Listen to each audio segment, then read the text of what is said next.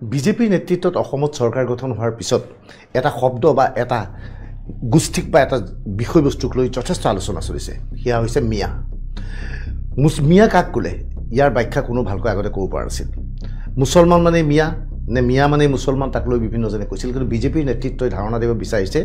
মিয়া মানে সেইসকল ব্যক্তিক আমি জন্য কৰোঁ যিসকল পূৰ্ব বংগৰ পৰা আহিছিল অৰ্থাৎ ভাৰতৰ স্থায়ী নাগৰিক নহয় বাংলাদেশ মূলকৰ পৰা আহি খিতাপি লোৱা সেই ব্যক্তিসকলকে আমি মিয়া বুলি আখ্যা দিওঁ মিয়াক লৈ বিভিন্ন ধৰণৰ কথা চলি আছে বিজেপিয়ে মিয়াৰ বিৰুদ্ধে বিভিন্ন স্থিতি স্পষ্ট কৰিছে মুখ্যমন্ত্ৰী হিমন্ত বিশ্ব শৰ্মাই এটা সময়ত মিয়াৰ ভোট নালাগে বুলিও চিঞৰ বাখৰ কৰিছিল অৱশ্যে বিগত লোকসভা নিৰ্বাচনৰ সময়ত নগাঁৱত মুখ্যমন্ত্ৰীয়ে মিয়াৰ ভোট বিচাৰিছিল সামগুৰিতো বিজেপিৰ নেতৃত্বই মিয়াৰ ভোট বিচাৰিছিল আৰু সামগুৰিত সদ্য সমাপ্ত উপনিৰ্বাচনৰ সময়ত মিয়াই কংগ্ৰেছৰ পৰিৱৰ্তে বিজেপিৰ কাষ চাপি আহিছিল লগে লগে কংগ্ৰেছৰ ফালৰ পৰা এনে ধাৰণা দিবলৈ চেষ্টা চলোৱা হৈছিল যে বিজেপিয়ে এটা মিয়াৰ ভোট বিচাৰি হাহাকাৰ কৰিছে আচলতে মিয়াৰ ভোট চবেই বিচাৰিছে মুখ্যমন্ত্ৰী হিমন্ত বিশ্ব শৰ্মাই মুকলিয়াভাৱে কৈছে মোক মিয়াৰ ভোট নালাগে আসলতে সমষ্টিৰ পুনৰ নিৰ্ধাৰণৰ পিছত ৰাজ্যখনৰ পৰিৱেশ পৰিস্থিতি এনেকুৱা হৈছে যে মিয়াৰ ভোট নহলেও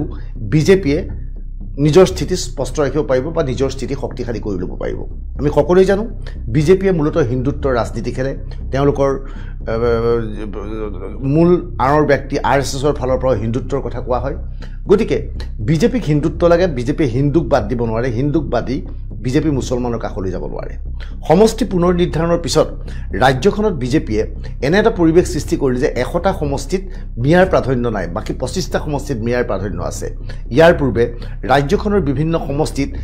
ভোটদানৰ ক্ষেত্ৰত মিয়াই গুৰুত্বপূৰ্ণ ভূমিকা পালন কৰিছিল ৰহাত যথেষ্ট সংখ্যক হিন্দু আছিল সম অনুপাতে মুছলমানো আছিল গতিকে ৰহাত হিন্দুৱে কোনো এজন প্ৰাৰ্থীক জিকাব নোৱাৰে অনুৰূপ পৰিৱেশৰ সৃষ্টি হৈছিল মংগলদৈৰ সমষ্টিত মংগলদৈত হিন্দুৱে এজন প্ৰাৰ্থীক জিকাব নোৱাৰে এইজন প্ৰাৰ্থীক জিকাবলৈ হ'লে মিয়াৰ ভোটৰ প্ৰয়োজন হ'ব ৰহাত মিয়াৰ ভোটৰ প্ৰয়োজন হ'ব কিন্তু সমষ্টি পুনৰ নিৰ্ধাৰণৰ পিছত এনে পৰিৱেশ পৰিস্থিতি সৃষ্টি কৰা হ'ল যে নিৰ্দিষ্ট কেইটাবোৰ সমষ্টি মিয়াৰ সমষ্টিলৈ পৰিগণিত কৰিব লোৱা হ'ল ইয়াৰ লগে লগে নগাঁও লোকসভা সমষ্টি মুছলমানৰ সংখ্যাগৰিষ্ঠতা থকা সমষ্টি হৈ গ'ল ধুবুৰী মুছলমানৰ সংখ্যাগৰিষ্ঠতা থকা সমষ্টি হৈ গ'ল আৰু কৰিমগঞ্জ মুছলমানৰ সংখ্যাগৰিষ্ঠতা থকা সমষ্টি হৈ পৰিল এতিয়া আগন্তুক 2026 নিৰ্বাচনৰ পূৰ্বে মিয়াক লৈ ৰাজনীতি প্ৰতিটো ৰাজনৈতিক দলে কৰিব বিচাৰিছে বিজেপিৰ বাদে বিজেপিয়ে মিয়াক লৈ বিশেষ ৰাজনীতি কৰিব বিচৰা নাই কিন্তু পৰিৱেশ পৰিস্থিতি সপক্ষে বিজেপিয়ে মিয়াৰ বাবে যে উন্নয়ন কৰিছে সেই কথা ঘোষণা কৰে এটা মিয়াৰ ভোট লাগা বাবে অখিল গগৈয়ে বৰপেটা ধুবুৰী আদিত মিয়াৰ ভোট বিচাৰি চিঞৰ বাখৰ কৰে মিয়াৰ ভোট লাগেই বাবে জাতীয় পৰিষদৰ নেতা লুৰিণজ্যোতি গগৈয়ে বৰপেটালৈ গৈ মিয়াৰ ভোট বিচাৰে আৰু কংগ্ৰেছ এতিয়া মিয়াৰ মূল ৰজা বা মূল সম্ৰাট হ'ব বিচাৰে মিয়া অভিযানে কংগ্ৰেছ যেন চলিব নোৱাৰে এনে ধাৰণা দিব বিচাৰে এনেবোৰ ধাৰণাৰ ফলতে মিয়াৰ ভোট ক্ৰমাৎ বিভাজিত হোৱাৰ পথত আগবাঢ়িছে আৰু বিজেপিৰ লগত থকা হিন্দুত্ব ভোট আজি একত্ৰিতভাৱে থিয় দিবলৈ গৈ আছে বুলি ক'লেও ভুল কোৱা নহ'ব এনে অৱস্থাত কংগ্ৰেছে বিজেপিৰ বিভিন্ন নীতিক সমালোচনা কৰি হিন্দুত্বৰ ভোট ভাঙিবলৈ চেষ্টা চলাইছে অনুৰূপ ধৰণৰ চেষ্টা চলাইছে অখিল গগৈ বা লুৰিণজ্যোতি গগৈ কিন্তু বাস্তৱ সত্যটো হ'ল অখিল গগৈ লুৰিণজ্যোতি গগৈ বা ভূপেন বৰাই মিয়াৰ ভোট বিচাৰি থকাৰ সময়তে হিন্দুৰ ভোট বিচাৰিবলৈ চেষ্টা চলাইছে যদিও হিন্দুৱে তেওঁলোকক কিমান বিশ্বাসত ল'ব সেয়া প্ৰশ্নৰ বিষয় হৈ পৰিছে এটা মিয়াক লৈ ৰাজনীতি চলিছে লগে লগে মিয়াৰ মাজতো এটা নতুন ৰণনীতি আৰম্ভ হৈছে মিয়াৰ মাজত বিভিন্ন স্বয়ম্ভূ সংগঠনৰ জন্ম হৈছে নিজকে মিয়াৰ নেতা বুলি পৰিগণিত কৰিবলৈ বিভিন্নজনে চেষ্টা চলাইছে আমি দেখা পাইছিলোঁ কংগ্ৰেছৰ পৰা নিলম্বিত হোৱা বিধায়ক শ্বেৰমান আলীয়ে নিজকে মিয়াৰ প্ৰতিপন্ন কৰিবলৈ কেনেকৈ মিয়া মিউজিয়াম স্থাপনৰ পোষকতা কৰিছিল কেনেকৈ মিয়াৰ লুঙি পিন্ধি অসম ভৱনৰ সন্মুখত তেওঁ চাহ খাবলৈ ওলাইছিল সেই কথা আমি সকলোৱে জানো এতিয়া সেই মিয়াৰ ভোট বিচাৰি নতুন সংগঠনৰ উদ্ভৱ হৈছে তেনে এক নতুন সংগঠন আহিছে মিয়া মঞ্চৰ এজন নেতা জহিৰুল ইছলাম গোৱালপাৰাৰ লক্ষীপুৰত থাকে আমাৰ এই অনুষ্ঠানতে যোৱা সোমবাৰে অংশগ্ৰহণ কৰিবলৈ তেওঁ বীৰ দৰ্পে চিঞৰিছিল যে মিয়াসকলৰ ইতিহাসৰ বিষয়ে কৈছিল যে মিয়াসকলৰ পূৰ্বপুৰুষ আচলতে হিন্দু আছিল এতিয়া এই মিয়া মঞ্চই নতুনকৈ আৰম্ভ কৰিছে গোৱালপাৰা অঞ্চলৰ ব্যাপক প্ৰচাৰ অভিযান এবাৰ প্ৰচাৰ অভিযানৰ এই দৃশ্য মন কৰক এয়া 24 ঘণ্টাৰ পূৰ্বৰ দৃশ্য এইদৰে এই যে ৰঙা চোলা পৰিহিত ব্যক্তিজন আৰু ডিঙিত যে একাধিক গামোচা লৈছে অসমীয়াৰ গামোচা লৈছে লৈ তেওঁলোকে শ্লোগান দিছে কি শ্লোগান দিছে মন দি শুনক মুখ্যমন্ত্রী দিয়া মিয়া খিলঞ্জিয়ার কথা রক্ষা করো মিয়া মঞ্চ জিন্দাবাদ জিন্দাবাদ জিন্দাবাদ হলো এখন মিয়া মঞ্চ জিন্দাবাদ জিন্দাবাদ জিন্দাবাদ মিয়া দরদি জাহিরুল ইসলাম জিন্দাবাদ জিন্দাবাদ মিয়া দরদি জাহিরুল ইসলাম জিন্দাবাদ জিন্দাবাদ জিন্দাবাদ মিয়া দরদি জাহিরুল ইসলাম জিন্দাবাদ জিন্দাবাদ জেহাৰুল ইছলামৰ নেতৃত্বত মিয়া মঞ্চ নামৰ এটা সংগঠন হৈছে আৰু এই সংগঠনটোৱে দাবী কৰিছে যে মিয়াক জনগোষ্ঠীৰ মৰ্যাদা দিব লাগে, মিয়া জনগোষ্ঠী বুলি আমি অসমীয়াই স্বীকৃতি দিব লাগে। চৰকাৰৰ ওচৰত এই দাবী উত্থাপন কৰিছে। মিয়া এটা স্পৰ্শকাতৰ বিষয়, এই বিষয়টোক লৈ বিজেপিৰ আৰু বিভিন্ন দলৰ সংঘাত হৈছে, কিন্তু এই স্পৰ্শকাতৰ বিষয়টোকে লৈ জেহাৰুল ইছলামকে ধৰি একাংশ মিয়াৰ নেতাই নিজকে মিয়াৰ নেতা প্ৰতিপন্ন কৰিবলৈ গৈ নতুন নতুন দাবী উত্থাপন কৰিছে। এই জেহাৰুল ইছলামক এই সত্যৰ এক অনুষ্ঠানত আমি সাক্ষাৎকাৰ লৈছিলোঁ। ইয়াকেই তেওঁ প্ৰধান সম্বল হিচাপে লৈ ইতিমধ্যে গোৱালপাৰাৰ বিভিন্ন সভাত সমিতিত অংশগ্ৰহণ কৰি আমাৰ অনুষ্ঠানৰ কথা উল্লেখ কৰিছে এইদৰে। জনগোষ্ঠীয় মর্যাদা আদায় করলে কি হবো যে তোমাদের নামে যেগুলা অপবাদ আর অত্যাচার জীবনে গেল, কি কি ডিটেনশন ক্যাম্পে হারাস্তি হয়েছে না আমার মানুষগুলা আজকে ডেটে হয়ে আছে। তারপরে ডি ভোট যদের মধ্যে ডি ভোট করা, আর তারপরে যেমন ধরুন কতগুলা মানুষকে বাংলাদেশ পাঠা দেওয়ার জন্য সিদ্ধান্তই করে দিছে, রায় করে দিছে। কত অত্যাচার ভেরিফিকেশন কত কিছু গেছে না গেছে, বা আজকের ডেটে পর্যন্ত এনআরসি আমরা ঘরে ঘরে পাই নাই, পাইছি কি? তাহলে এতগুলো সমস্যার সমাধান কোন জায়গায়, কিসের জন্য? বলে তোমরা বলে সন্দেহযুক্ত, তার জন্য তো সমস্যাগুলা। কেউ কয় সন্দেহযুক্ত, কেউ কয় প্রবচনকারী, কেউ কয় বাংলাদেশি, মানে হুলুস তুলুস ব্যাপার। হ্যাঁ, আর এই সমস্ত সমস্যার সমাধান এক জায়গায়, কোন জায়গায়? যে জায়গায় যেটা কয় খিলঞ্জিয়ার মর্যাদা, মানে তোমরা যে দেশের ভূমিপুত্র, এই মাটির সন্তান, তাহলে মাটির সন্তানের উপরে ডি ভোট অত্যাচার কত কিছু গেল না নাই? তাহলে এত কিছু তো মানে নেওয়া সম্ভব না। তাই আমরা খিলঞ্জিয়া আদায় করা লাগে, খিলঞ্জিয়ার মর্যাদা আদায় করা লাগে, জনগোষ্ঠীয় মর্যাদা আদায় করলে। জেহাৰুল ইছলামৰ দৰে নেতাই এতিয়া মিয়াক জনগোষ্ঠীৰ দাবী উত্থাপন কৰিবলৈ মিয়াৰ মাজত প্ৰচাৰ চলাইছে। ইয়াৰ লগে লগে মিয়া আৰু অসমীয়াৰ মাজত নতুনকৈ সংঘাত আৰম্ভ কৰিব বিচাৰিছে। এনে সংঘাতৰ ফলত জেহাৰুল ইছলাম অথবা মিয়াৰ যিসকল নেতা তেওঁলোক লাভান্বিত হ'ব, কিন্তু এইবোৰ বিষয়ত এতিয়া নীৰৱে ভূমিকা পালন কৰিবলগীয়া হৈছে কংগ্ৰেছ জাতীয় পৰিষদ অথবা ৰাইজৰ দলে। তেওঁলোকে মিয়াৰ পক্ষতো বক্তব্য ৰাখিব নোৱাৰে, অসমীয়াৰ পক্ষতো বক্তব্য ৰাখিব নোৱাৰে। মিয়াক জনগোষ্ঠীৰ স্বীকৃতি দিব লাগে বুলি দাবী উত্থাপন কৰিছে, কিন্তু ৰাজনৈতিক দলসমূহে এই ক্ষেত্ৰত নীৰৱতা অৱলম্বন কৰিছে। আজি হয়তো আমি বিজেপিৰ কোনো এজন নেতাক যদি এই প্ৰশ্ন উত্থাপন কৰোঁ, মিয়াক জনগোষ্ঠী হিচাপে মৰ্যাদা দিব লাগেনে, লগে লগে বিজেপি গৰজি উঠিব। কিন্তু মই বিশ্বাস, মোৰ দৃঢ় বিশ্বাস, এই প্ৰশ্নটো কংগ্ৰেছ জাতীয় পৰিষদ অথবা ৰাইজৰ দলৰ কোনো প্ৰতিনিধিক যদি সুধিবলৈ যোৱা হয়, তেওঁলোকে নীৰৱতা অৱলম্বন কৰিব। কিন্তু জাতীয় সংগঠনসমূহ নীৰৱ হৈ থকা নাই। বিশেষকৈ মিয়াক জনগোষ্ঠীৰ মৰ্যাদা দিবলৈ দাবী উত্থাপন কৰাৰ পিছতেই উজনি অসমৰ টাই আহোমৰ ছাত্ৰ সন্থাৰ নেতাসকলে ইয়াৰ বিৰুদ্ধে যথেষ্ট ক্ষোভ প্ৰকাশ কৰিছে এইদৰে। হয়, অতি দুৰ্ভাগ্য বিষয় যে উজনি অসমত ইতিমধ্যে আমি সদৌ টাই আহোম ছাত্ৰ সন্থাৰ কেন্দ্ৰীয় সমিতিৰ তৰফৰ পৰা মিয়া বিৰোধী ইতিমধ্যে অভিযান আমাৰ চলি আছে। আৰু যিসকল অবৈধ যিসকল বাংলাদেশী মিয়া, এই মিয়াসকলক উজনি অসমত কৰ্মসংস্থাপন দিয়াৰ লোকসকলকো আমি ইতিমধ্যে তেখেতলোকক অৱগত কৰিছিলোঁ যে তেখেতলোকক অতি শীঘ্ৰে উজনি অসমৰ পৰা প্ৰত্যাহ্বান কৰাবলৈ। আৰু এইখিনি ক্ষেত্ৰতে আমি আপোনালোকৰ নিউজ চেনেলৰ জৰিয়তে দেখিবলৈ পাইছোঁ যে তেখেতলোকে জনজাতিকৰণৰ তেখেতলোকে দাবী কৰিছে। এইটো অতি দুৰ্ভাগ্যজনক কথা। অসমত যিসকল বিদেশী, যিসকল বাংলাদেশী মিয়া, তেখেতলোকে যদি আজি জনজাতিকৰণৰ যদি দাবী কৰিবলৈ তেখেতলোকে যদি কুণ্ঠাবোধ কৰা নাই, তেতিয়াহ'লে এই চৰকাৰখনে 6 জনগোষ্ঠীক জনজাতিকৰণ কি কাৰণে দিয়া নাই? 6 যদি জনজাতিকৰণ যদি দিয়া হ'লে আমি সুৰক্ষিত হ'লোহেঁতেন। অকল 6 জনগোষ্ঠী নহয়, অসমৰ প্ৰত্যেকজন মানুহ সুৰক্ষিত হ'লহেঁতেন। আৰু তেতিয়া এই এনেধৰণৰ অবৈধ বাংলাদেশী মিয়াই তেনেধৰণৰ কিন্তু দাবী উত্থাপন কৰিব নোৱাৰিলেহেঁতেন। আমি সকীয়াই দিছোঁ, এনেধৰণৰ অবৈধ যিসকল বাংলাদেশী আছে, মিয়া বাংলাদেশী আছে, তেখেতলোকে যি জনগোষ্ঠী জনজাতিকৰণ বিচাৰিছে, এইটো অতি দুৰ্ভাগ্যজনক। চৰকাৰে ইয়াৰ ওপৰত ব্যৱস্থা গ্ৰহণ কৰিব লাগে। যিকেইটা মানুহে জনজাতিকৰণৰ দাবী উত্থাপন কৰিছে তেখেতলোকক অতি শীঘ্ৰে তেখেতলোকক গ্ৰেপ্তাৰ কৰিব লাগে, এৰেষ্ট কৰিব লাগে, যাতে আমাৰ সৰ্বমুহূৰ্তৰ প্ৰতি যাতে ভাবুকি নাহে এই মিয়া জনগোষ্ঠীৰ পৰা। তাৰ হয় অতি দুৰ্ভাগ্য বিষয়। টাই আহোম ছাত্ৰ সন্থাৰ এই বক্তব্য শুনিলে ইয়াৰ পূৰ্বে নগাঁৱৰ এজন মিয়াৰ তথাকথিত নেতাই উজনি অসমলৈ মাছ চালান নিদিওঁ বুলি কোৱাৰ লগে লগে উজনিত কেনে ভয়াৱহ পৰিস্থিতিৰ সৃষ্টি হৈছিল সকলোৱে জানে। এতিয়া মিয়া এটা স্পৰ্শকাতৰ বিষয় হৈ পৰিছে, আৰু এই স্পৰ্শকাতৰ বিষয়টোক লৈ মিয়াৰ মাজত বিভিন্ন সৰু বৰ নেতাই ৰাজনীতি আৰম্ভ কৰি দিছে। কিন্তু এই ৰাজনীতি অসমীয়া আৰু মিয়াৰ মাজত সংঘাত ক্ৰমাৎ বৃদ্ধি কৰিছে। বিশেষকৈ উজনি অসমত মিয়াৰ প্ৰতি বিদ্ৰোহ, মিয়াৰ প্ৰতি ৰোহ আৰু বৃদ্ধি পাইছে। টাই আহোম ছাত্ৰ সন্থাৰ এই নেতাকেইজনৰ বক্তব্য শুনিলে তেওঁলোকে স্পষ্টভাৱে মিয়াক বাংলাদেশীৰ প্ৰতীক চিহ্ন বুলি ক'ব বিচাৰিছে। আজি আমি চুতীয়া ছাত্ৰ সন্থাৰ ফালৰ পৰাও তেওঁলোকৰ প্ৰতিক্ৰিয়া কি জানিবলৈ চেষ্টা কৰিছিলোঁ। তেওঁলোকৰ স্থিতি আছিল এই ধৰণৰ। ইতিমধ্যে আমি আপোনাসৱৰ সংবাদ মাধ্যমৰ জৰিয়তে জানিব পাৰিছোঁ যে একাংশ অবৈধ বাংলাদেশী অৰ্থাৎ মিয়া একাংশই যি জনগোষ্ঠীৰ মৰ্যাদা বিচাৰি যি আন্দোলনৰ কাৰ্যসূচী হাতত লৈছে এইটো আমাৰ খিলঞ্জীয়াসকলৰ কাৰণে অতি দুৰ্ভাগ্যজনক কথা, বৃহত্তৰ অসমীয়া জাতিৰ কাৰণে অতি লজ্জাজনক কথা যে বাংলাদেশৰ পৰা অহা একাংশ অবৈধ মিয়াই আজি অসমৰ জনগোষ্ঠীসকলৰ যি স্বাৰ্থ এই স্বাৰ্থত ব্যাঘাত জন্মাবৰ কাৰণে তেখেতসকলে জনগোষ্ঠীৰ মৰ্যাদা বিচাৰিছে। আমি প্ৰশ্ন কৰিব বিচাৰিছোঁ যে সদৌ অসম চুতীয়া ছাত্ৰ সন্থাই সেইসকল অবৈধ মিয়াক যে কি যুক্তিত তেখেতসকলে জনগোষ্ঠীৰ মৰ্যাদা বিচাৰিছে। গতিকে তেখেতসকলৰ কোনো ধৰণৰ আচলতে জনগোষ্ঠীৰ মৰ্যাদা বিচৰাৰ অধিকাৰ নাই। সেয়েহে আমি অসম চৰকাৰকো বিশেষকৈ মাননীয় মুখ্যমন্ত্ৰী ডক্টৰ হিমন্ত বিশ্ব শৰ্মা ডাঙৰীয়াক আমি আহ্বান জনাইছোঁ শীঘ্ৰেই সেইসকলক আচলতে গ্ৰেপ্তাৰ কৰিব লাগে আৰু গ্ৰেপ্তাৰ কৰি দৃষ্টান্তমূলক শাস্তি প্ৰদান কৰিবৰ কাৰণে আমি সদৌ অসম চুতীয়া ছাত্ৰ সন্থাই দাবী জনাইছোঁ। তেখেতসকলে আজি আমি অসমৰ 6 জনগোষ্ঠীয়ে দীৰ্ঘদিন ধৰি জনজাতিৰ মৰ্যাদা প্ৰদানৰ কাৰণে আমি দাবী জনাই আহিছোঁ আৰু শেহতীয়াকৈ আচলতে আমি অনুভৱ কৰিছোঁ যে আমাৰ দীৰ্ঘদিনীয়া দাবীটোক তেখেতসকলে আচলতে ডাইভাৰ্ট কৰিবৰ কাৰণে সেই একাংশ অবৈধ মিয়া মুছলমানে কিন্তু তেখেতসকলৰ জনগোষ্ঠীৰ মৰ্যাদা বিচাৰি যি আন্দোলন কাৰ্যসূচী হাতত লৈছে এইটো আমাৰ অসমীয়া জাতিৰ কাৰণে বিশেষকৈ অসমত বসবাস কৰা প্ৰতিটো সৰু বৰ জাতি জনগোষ্ঠীৰ কাৰণে অতি দুৰ্ভাগ্যজনক।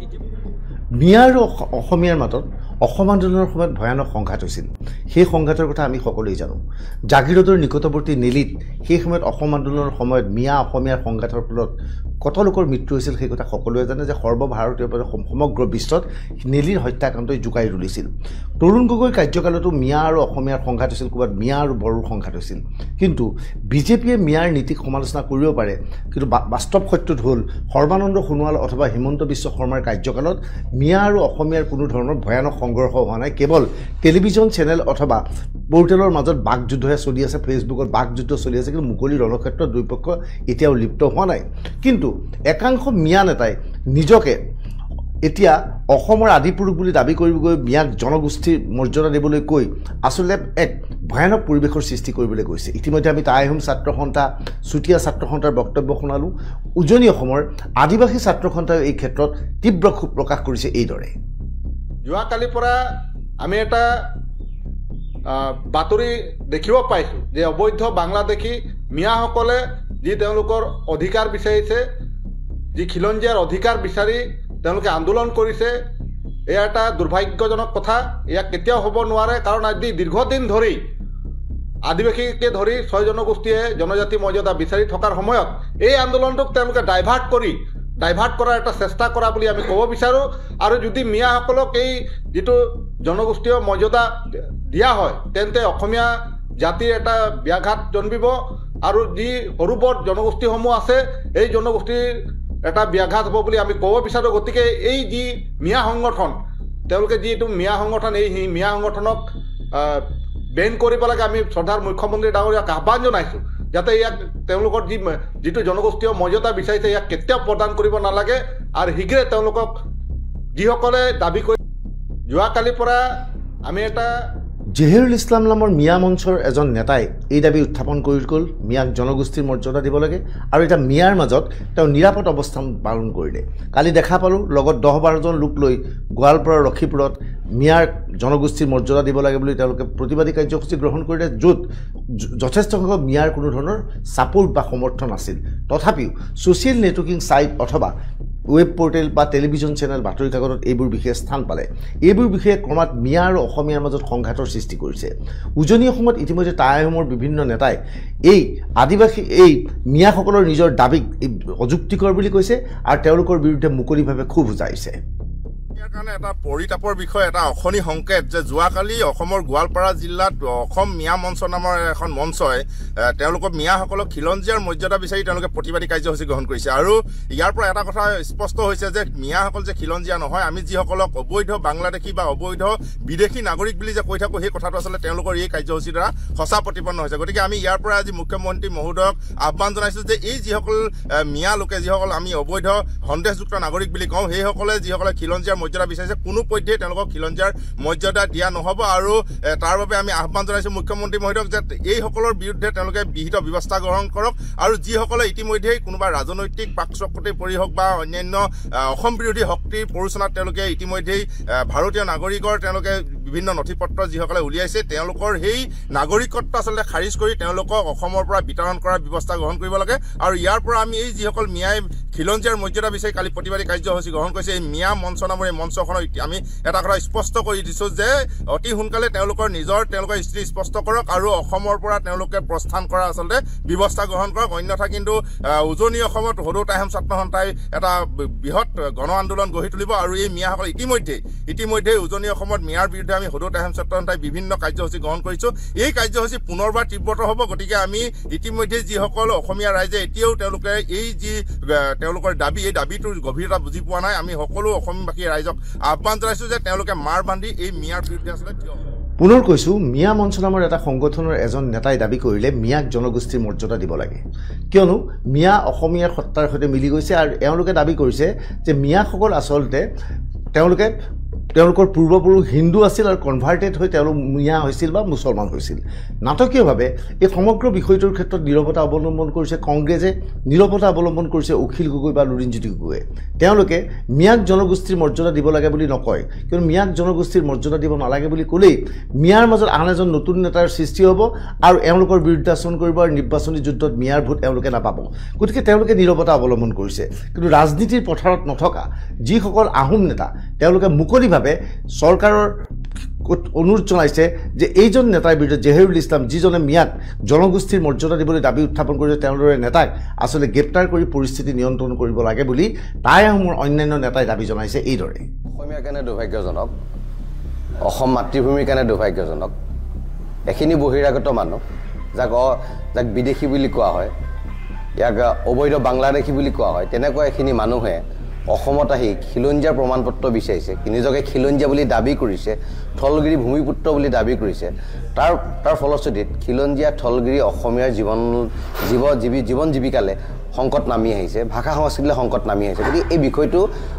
যদিও মিডিয়াত কোনোবাই প্ৰচাৰ কৰিছে আৰু প্ৰচাৰ কৰাৰ পিছত কোনোবাই হাস্যমধুৰভাৱে কথাবিলাক চাইছে কিন্তু এইটো ইমান হাস্যমধুৰ হোৱা কথা নহয় অসমীয়া জাতিৰ কাৰণে এখনি সংকেত অনাগত সময়ত এই ধৰণে আহি অসম বিধানসভাখন দখল কৰিব অসমৰ গোটেই ৰাজনৈতিক প্ৰেক্ষাপটত তেওঁলোকৰ ভূমিকাটো সবল হ'ব আৰু খিলঞ্জীয়া থলগিৰি ৰাইজে অসমত নিজেই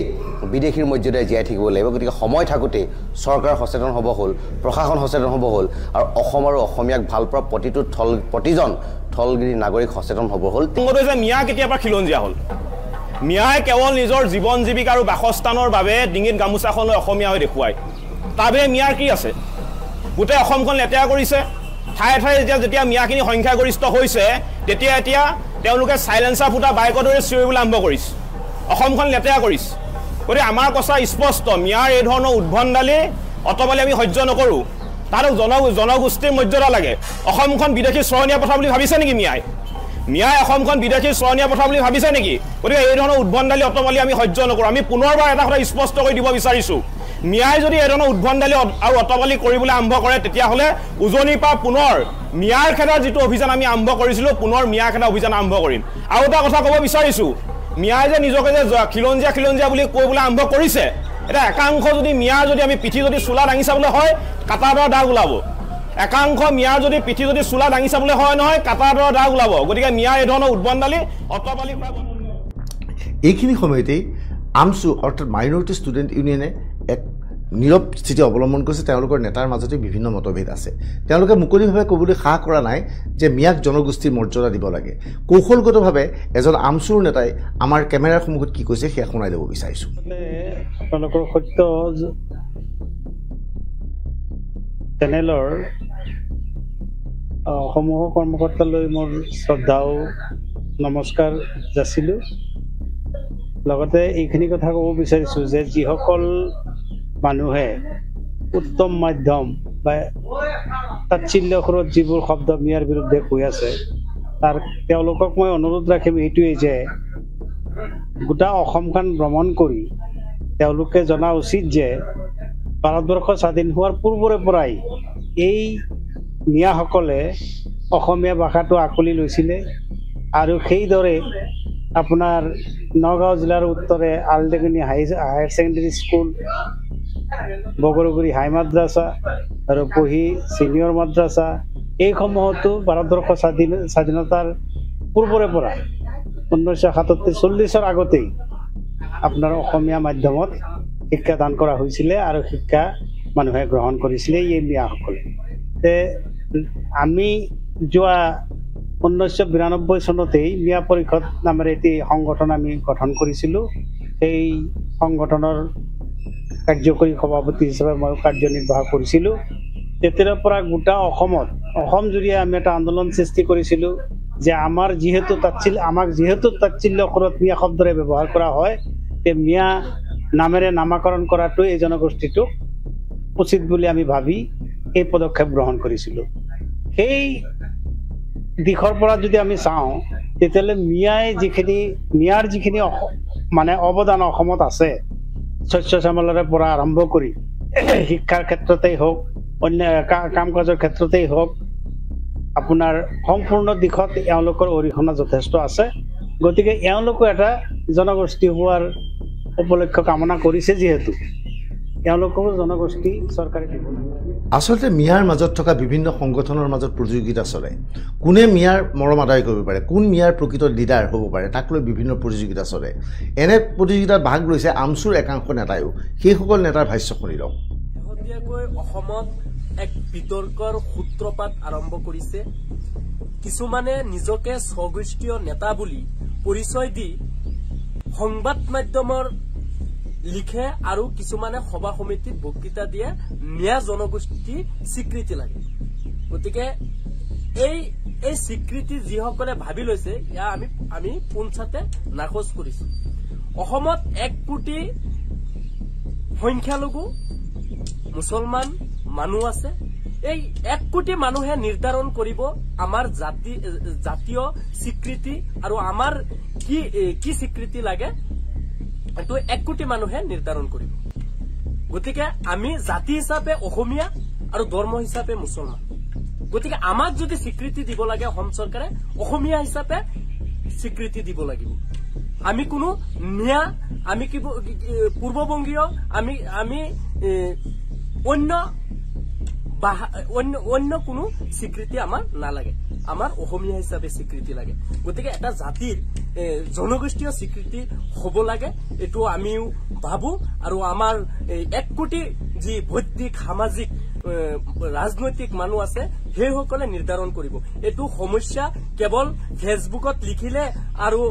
সংবাদ মাধ্যমত বক্তৃতা দিলে আৰু সভা সমিতিত চিঞৰি ভাষণ দিলে এই সমস্যা সমাধান নহয়। সমাধান হলে আমাৰ যিসমূহ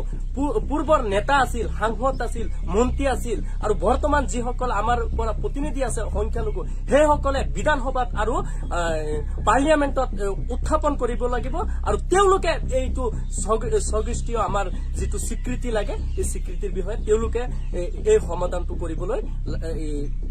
আগবাঢ়ি যাব লাগিব। আমি পুনৰ কৈছোঁ যে এই সমগ্ৰ বিতৰ্কৰ সূচনা কৰিছিল জেহেৰুল ইছলাম নামৰ গোৱালপাৰাৰ লক্ষীপুৰৰ এজন নেতাই। এই নেতাজনে নিজকে জাতীয় মঞ্চৰ সভাপতিৰূপে দাবী কৰিছে আৰু তেওঁ আমাৰ ষ্টুডিঅ'ত আহি মুকলিভাৱে মিয়াক জনগোষ্ঠীৰ মৰ্যাদা দিবলৈ দাবী উত্থাপন কৰিছিল আৰু গোৱালপাৰাত বিভিন্ন প্ৰতিবাদী কাৰ্যসূচী লৈছে, যদিও তেওঁৰ লগত 10-15জন ব্যক্তি আছে। আজি দিনটো বিভিন্ন জাতীয় সংগঠনৰ নেতাৰ বক্তব্য সত্যৰ ফেচবুক পোষ্টত পাব্লিছ হোৱাৰ পিছত বা প্ৰকাশ হোৱাৰ পিছত আজি সন্ধিয়া হঠাৎ প্ৰতিক্ৰিয়া ব্যক্ত কৰিছে জেহেৰুল ইছলামে। ল'ৰাবোৰে লগতে 6 জনগোষ্ঠীৰ দাবী কৰা বিষয়ববীয়াসকলে জানিব লাগে মিয়াৰ ইতিহাস কি জানিব, মিয়াৰ ইতিহাস কেনেকৈ জানিব। নিজৰ ইতিহাসখিনি বিগত 24 বছৰে আন্দোলন কৰি আহি আছে 6 জনগোষ্ঠীয়ে। নিজৰ ইতিহাসখিনি প্ৰতিষ্ঠিত কৰিব পৰা নাই, বুজিব পৰা নাই, জানিব পৰা নাই। নিজৰ ইতিহাসখিনি ক্লিয়াৰ কৰক। যিসকলে নিজৰ ইতিহাসখিনি দাঙি ধৰিবলৈ ব্যৰ্থ, জিঅ'গ্ৰাফিকেলি, হিষ্টৰিকেলি, কালচাৰেলি গোটেইখিনি ব্যৰ্থ। আজি ব্যৰ্থ নহ'লে 6 জনগোষ্ঠী উন্নয়ন পৰিষদ পাব লাগিছিল, ইমান দিনে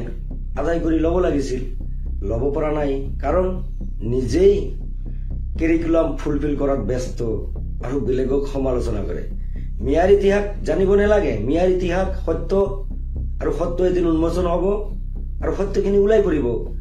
নিজৰ ইতিহাসখিনি জানিলেও অবিভক্ত ভাৰতবৰ্ষ কোনখিনি আছিল আৰু ভাৰত বিভাজন হোৱাৰ পিছত ভাৰত কোনখিনি থাকিল তাৰ পিছত অবিভক্ত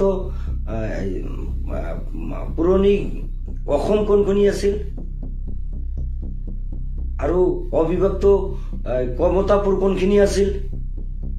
বৃহত্তৰ অসম ৰাজ্য কেনেকৈ গঠন হল যেতিয়া অসম ৰাজ্য গঠন হল তেতিয়া মিয়াসকলৰ পাৰ্চেন্টেজ কিমান আছিল ভাৰত স্বাধীন হোৱাৰ পিছত মিয়াসকলৰ পাৰ্চেন্টেজ কিমান আছিল এইবোৰ জানিব লাগিব 51ত মিয়াৰ পাৰ্চেন্টেজ কিমান আছিল